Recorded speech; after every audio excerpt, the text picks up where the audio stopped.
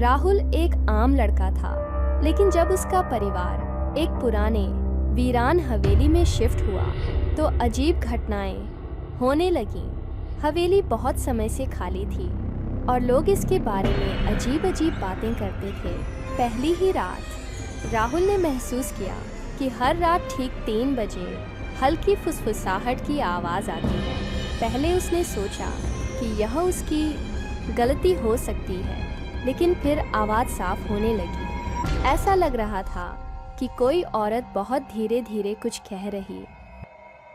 एक रात हिम्मत जुटाकर राहुल उस आवाज़ के पीछे जाने लगा। वह हवेली के सबसे पुराने कमरे के पास पहुंचा, जिसे उनके घर में कोई नहीं खोलता था। वहां से फुसफुसाहट साफ आ रही थी। राहुल ने धीरे से कान लगाया। अंदर से एक धीमी आवाज़ आई, तुम आ गए, मैं तुम्हारा इंतज़ार कर रही थी। राहुल का दिल ज़ोर से धड़कने लगा।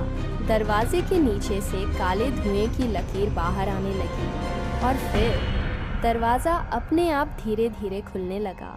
राहुल कांप गया। अंदर एक पुराना टूटा फूटा कमरा था, लेकिन कमरे के एक कोने में एक बहुत पुराना आईना रखा था। राहुल ने आईने में झांक कर देखा और उसके होश उड़ गए। आईने में उसकी परछाई नहीं थी, बल्कि वहां एक अंधेरी परछाई खड़ी थी, जिसके लाल चमकते हुए आंखें थीं।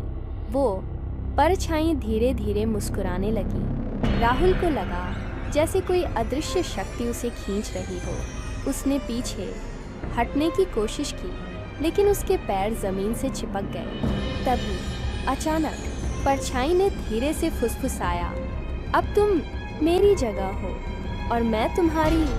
राहुल जोर से चीखने लगा, लेकिन उसकी आवाज़ किसी ने नहीं सुनी। सुबह जब परिवार के लोग राहुल के कमरे में गए तो उन्होंने उसे अजीब हालत में देखा। उसकी आंखें बिल्कुल काली हो चुकी थीं और उसकी आवाज़ पूरी तरह बदल गई थी। वह सिर्फ एक ही बात दोहरा रहा था, मैं राहुल नहीं हूँ,